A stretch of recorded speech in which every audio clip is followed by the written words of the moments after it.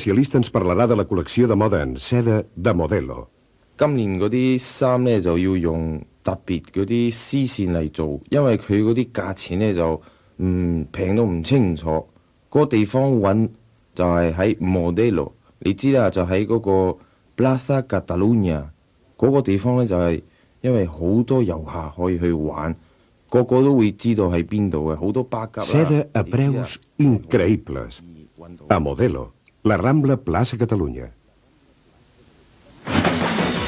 Veniu i viviu el confort. A la Fira del Moble de Galeries. Tot un món de sofàs per asseure-s'hi. Conjunt de 3 i 2 places, ara amb un gran estalvi. Conjunt de sofàs de pell matuti abans 229.000 pessetes, ara 175.000. Conjunt de sofàs entapissat Gran Fort, abans 171.000 pessetes, ara 129.000. Pagant fins a 24 mesos sense entrada i comenceu a pagar al juliol. Fira del Moble a Galeries. Descobriu l'espai interior.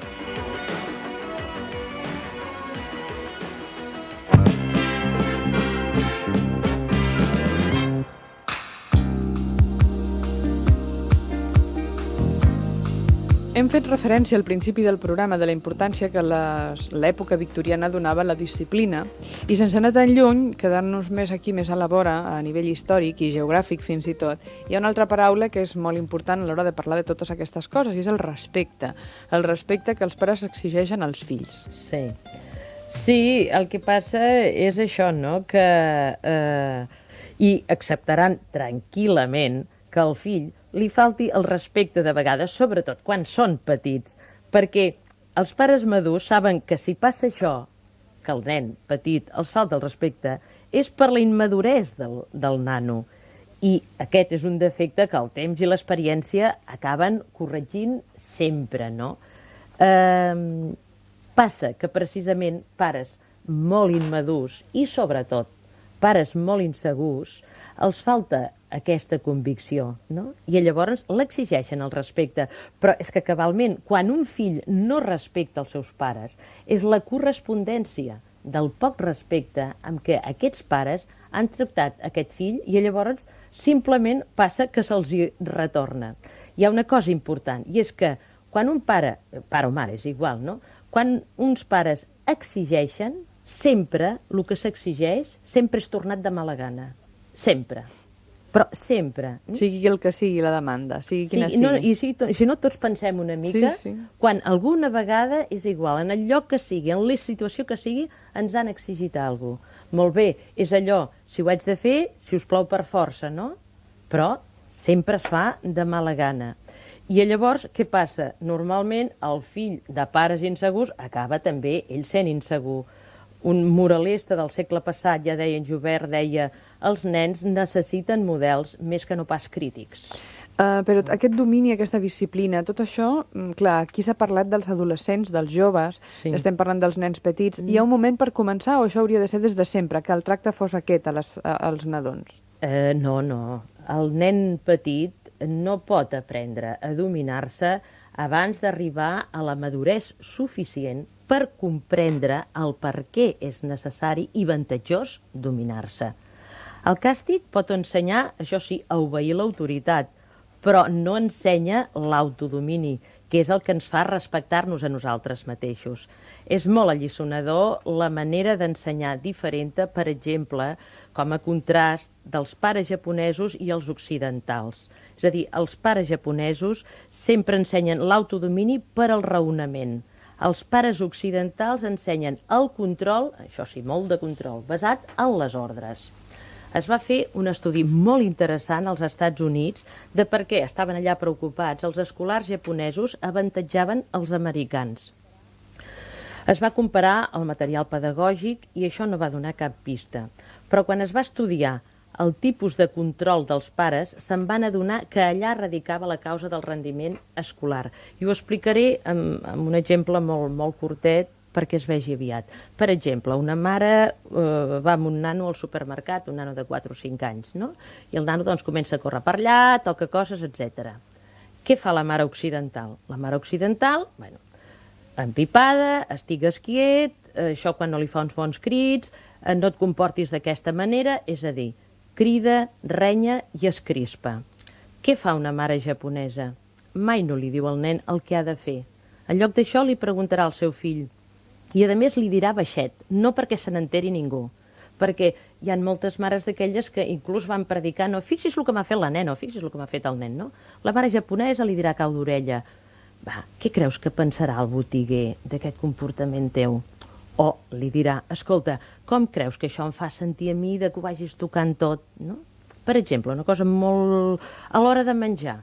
Els nanos passen èpoques, passen de tot. La mare occidental, perquè mengi, li manarà que mengi, li dirà que és bo, el renyarà, doncs tu has de menjar, etc. Sabem que les escenes de vegades de menjars produeixen molta crispació. Què li diu una mare japonesa?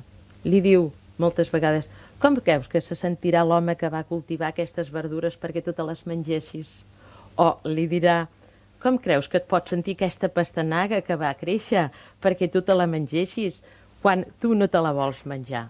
Així, què passa? El nen occidental, des de petit, se li diu el que ha de fer. El nen japonès se l'estimula a considerar primer els sentiments dels altres i després a pensar, sobretot això, el que fa.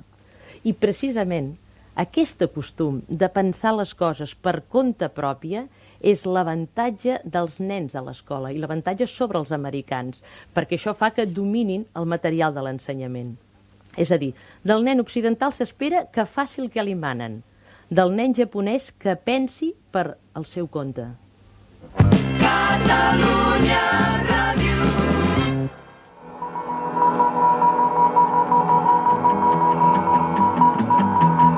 Sputnik Concert, el programa musical del Canal 33 que cada setmana et porta un concert. 1, 2, 3, 4! Aquesta setmana, Anderson, Browford, Wakeman and Howe.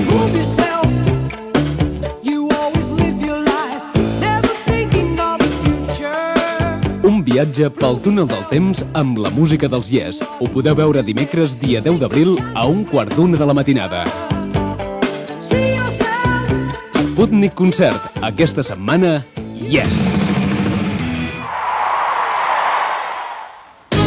Abril a tota llar a Hipercor. Aquest mes a Hipercor hi trobareu unes ofertes fabuloses en tot l'equipament de la casa. Vaixella de 44 peces Harmonia Spring decorada amb un regal de 4 gerres, 4.995 pessetes. Testos de copa de llautó, 2.995. Abril a tota llar a Hipercor.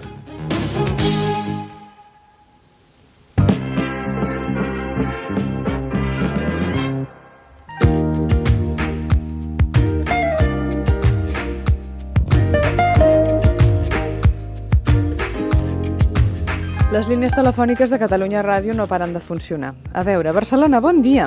Bon dia. Què li ha semblat això del contrast, de l'explicació entre la postura occidental i l'oriental, pel que fa a la paciència? M'ha semblat molt bé quan la criatura a la que li parles és, diguéssim, oriental, perquè la mateixa explicació, diguéssim, feta a una criatura occidental, la resposta no és la mateixa. O sigui, deu ser una cosa ja, diguéssim, de desamena, o d'història, en fi, o de cultura. Perquè jo, per exemple, el meu fill, quan no ha volgut la carn, ara ja és més grandet i tinc altres problemes, però quan era més petit li deia, home, però te l'has de menjar, tu saps aquest nen de l'Àfrica, el que pagarien per poder-se menjar un bistec de carn? I ell, amb la seva cultura occidental, em va dir, bueno, mama, a mi no m'agraden vi els imbells, pues... Oh, és que tenia lògica. És perfecte, és una lògica aplastant. Sí, però vull dir que un nen oriental segurament hagués posat a pensar i hagués menjat la carn, segurament. No, perquè el que estem parlant precisament és de que aquesta mare oriental, home, no diem que hàgim de fer les coses calcades, ni molt menys, però que aquesta mare oriental, aquest fill li ha parlat així des del primer dia.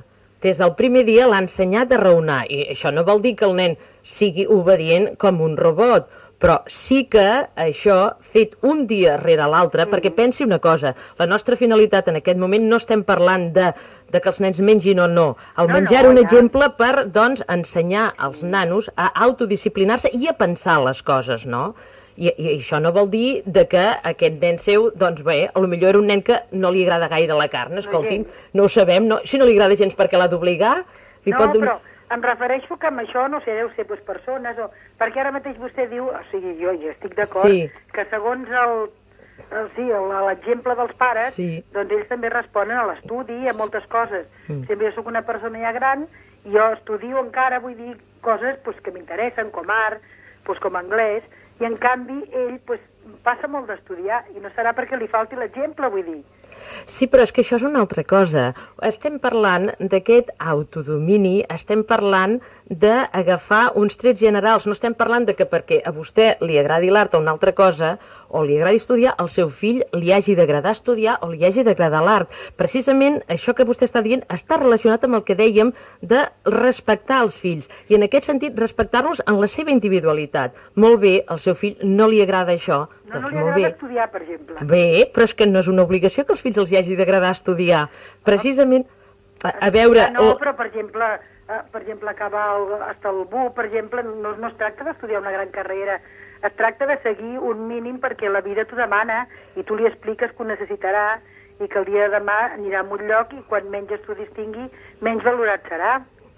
Sí, però això no vol dir que aquest fill que potser en aquest moment no vulgui estudiar perquè no li agrada. Escolti'm, i potser està dotat per altres coses que no requereixen tant d'estudi. Vol dir que potser aquest noi un dia, si és que realment creu que vol estudiar, potser ho farà als 25 anys o als 30, però és que s'ha de deixar una mica que els fills vagin provant les coses i ells mateixos les vagin experimentant. És a dir, l'experiència dels pares no serveix mai pels fills. L'experiència és una cosa que ha de passar un per ell mateix. No, Li que agraï... per haver nascut, diguéssim, en una època de fa 40 anys, vaig tenir uns pares que ens van deixar fer exactament com vostè diu, el que volien dintre d'una norma, naturalment, i vam sortir boníssimes persones, el que vostè explicava al principi, que va dir en aquella... Bueno, allò que van fer a Suècia, que ha explicat vostè.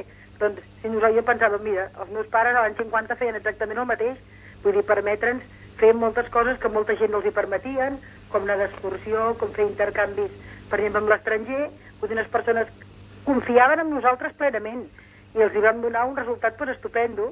Vull dir, jo ja tinc una experiència bona. Quan sento gent que parla de l'any 50 que no us deixaven fer això, jo penso, a casa no ho han de deixar-ho. Tot fer, vull dir, que tinc un bon exemple dels meus pares i continuo seguint-lo, però em fa l'efecte que depèn de cada persona, no? Sí, i vostè sent que confia absolutament en el seu fill? Aquesta és la realitat. No, jo no hi confio perquè els seus resultats, per exemple, amb els estudis, no em donen confiança. Aquesta és la realitat, també, Vull dir, jo, clar, si tu el que vols és que aprovin, per exemple, i no aproven, clar, no pots tenir molta confiança. Bé, aquí estem ja entrant en el camí de la particularitat i és una mica difícil per nosaltres continuar per aquí. El que sí podríem tornar a incidir en tot això que estàvem comentant, d'aquesta confiança, no? De considerar que s'ha de pensar el que es fa, ja ensenyar als nens des de petits a que pensin i que decideixin una mica per si mateixos. El que passa és que una mica aquesta postura necessita, tinc la sensació, de molta paciència, i no sé si tots estem disposats a posar-hi aquesta part. Bé, escolta, això de la disposició és quelcom que hem de mirar la vocació que cada un tinguem, no?, per aquesta disposició. És a dir, és el que dèiem, tampoc no ens hem de passar a fer exactament el que fan els japonesos. Era un exemple com a contrast, no? I hi ha una cosa important, no? Aquesta paciència és la que li dona precisament al fill un exemple molt important. El psicoanalista Bruno Bettelheim va fer una estada molt llarga al Japó i ell explica que mai va veure renyar a un nen, ni mai va veure a un nen plorar o barallar-se amb un altre. I diu que era impressionant veure com el nen es treia les sabates abans d'entrar a l'habitació. La mare ho feia i no manava mai res, però nens molt petitons, no nens grans. I silenciosament, pacientment, esperava fins que el nen ho feia. I tot el més que de vegades li feia era un senyal i prou, no? El que passa és que aquí estem com més impacients, no sé si per educació, per història, pel que sigui, i el que fem és donar ordre. Sí, i a més és que per tot això i perquè no ens ho imposem. A veure, jo penso que aquell senyor que ha trucat a lo primer pels llibres que compra pels fills que encara no té, em sembla extraordinari, perquè jo penso que aquest senyor ja està disposat a això, no? Ja té una predisposició a tenir molta paciència, perquè què passa amb la pressa? Doncs per la pressa, llavors el que fem és imposar disciplina. Mentre que per ensenyar autodisciplina cal això, temps i paciència, i sobretot confiança, molta confiança en que el nen per pròpia iniciativa farà el que ha de fer. Però és que, esclar, no és d'un dia. A veure, educar és tots els dies, com aquell que diu, totes les hores, i sempre amb tota la disposició, no? A veure, per exemple, mares que de vegades van a buscar la criatura al parvulari de pressa i corrents. Vinga, li posen a l'abric, va. La criatura, què passa? Doncs de vegades necessita acabar de fer una cosa, a parlar amb un nen. La mare, vinga, va, que tenim pressa. Una mare japonesa va, se senta, espera que la criatura doncs, es posi a l'abriguet i tot el més a cau d'orella li dirà que s'apressi, que té pressa. Però és això, no? Està esperant amb paciència a que la criatura faci aquesta transició lenta d'estar, per exemple, del parvulari amb la mare, no? I aquest respecte tan bonic també el tenen, per exemple, pels seus fills els indis americans. Ja, l'antropòloga la Ruth Benedicte, en un llibre, explica que ella va estar convivint durant diversos mesos amb una tribu i un dia, no sé, feien una excursió, no sé què era, i va intentar donar pressa en un nen. Diu que les mirades que tots els que tenia al voltant li van dirigir, bé, la van fer... Ho va deixar córrer. Ho deixés córrer ràpidament. I llavors ella explica, molt bonic, no?, amb el seu llibre, i diu que va sentir vergonya d'haver tingut tan poc respecte per les necessitats del nen de procedir lentament, perquè aquesta és una cosa que a mi m'agradaria, i no em cansaré de repetir aquí, com el nen no pot anar de pressa, necessita anar al seu ritme. I el que passa és que els adults els volem fer anar al nostre ritme. Home, si volen córrer, un dia ja correran, no?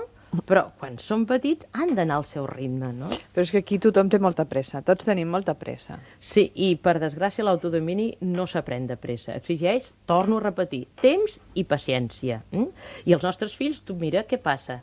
Se'ls hi dona pressa des d'abans de néixer. N'és una prova la quantitat de parts provocats sense necessitat, només de vegades justificant la comoditat del professional i tot.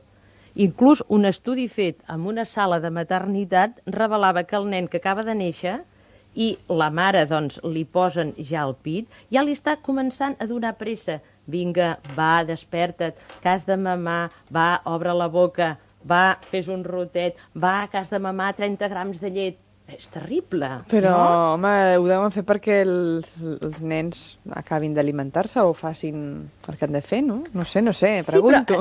Sí, amb molt bona fe es fa, evidentment, però és que a darrere, i això és molt important, pensem una mica, tenim la convicció de que el nen no farà el que li convé si no se l'obliga. És a dir, hi ha l'obsessió de l'obligació. El punt de sortida és aquest, sí. Aquest, En canvi, diríem, els japonesos pensen que el nen farà el que li convé perquè ho veurà fer i perquè li va respectant els seus llibres. En canvi, la mare japonesa està convençuda de que el fill ho farà perquè és el seu fill i si ella li permet prendre's tot el temps que necessiti, que sempre farà el que li convé. I és clar, què passa amb això? Com que el nen sent que esperen molt d'ell, llavors està a l'alçada de la bona opinió que té la mare d'ell. Aquí, en canvi, els pares, i quan són petits encara més, estan convençuts de que quan els seus fills ploren, o no ho sé, o són lents, només ho fan, doncs mira, per fer-los empipar, i el que passa és que projecten al seu fill una dolenteria i una mala intenció pròpia d'un ser amargat, i una criatura, quan ve al món, no és un ser amargat. És a dir, hi ha masses mares, masses metges, masses veïnes ben intencionades encara, que quan una dona té el primer fill, no el deixis, no l'agafis, escolta, que si no et prendrà el pèl, que plori el que vulgui. No, senyora, masses consells. Al contrari, molta més paciència i molta més acoplar-se al ritme de la criatura, no? Hem de fer, doncs, com els japonesos, o com deia aquesta senyora, això és impossible? No, això, evidentment, estem a aquest país i no estem al Japó. Ara, sí que com a pares podem tenir la mateixa fe en els valors del nostre fill que tenen els japonesos.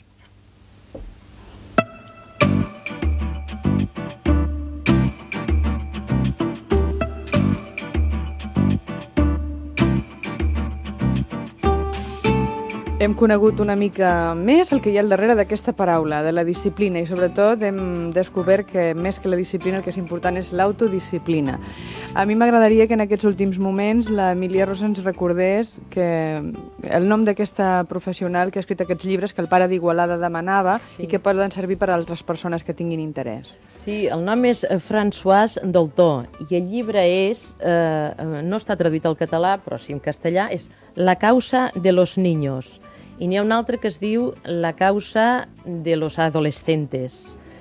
I n'hi ha diversos més, no? Però aquests són els bàsics. Molt bé, doncs a veure si els poden trobar les persones que estaran interessades en llegir els consells d'aquesta senyora, de la Françoise Dolto. I, per cert, la setmana que ve parlarem del càstig. Sí. Ja seguint, ja que estem a la disciplina, del valor i de la importància del càstig a la disciplina, o per la disciplina, suposo. Ja ho veurem. Molt bé, gràcies, Emília Ros, per totes aquestes explicacions i fins la setmana que ve. Bon dia. Salutacions de tot l'equip, Francesc Cotillas, Glòria Cabanyes, Leandra Terol i Adelina Castillejo. Gràcies per la vostra companyia, per haver-nos fet companyia a vosaltres un dia més i haver escoltat el programa. Demà tornarem a la 1:01 després de les notícies per oferir-vos una altra edició de La Solució amb un tema que esperem que també us interessarà. Gràcies i fins demà.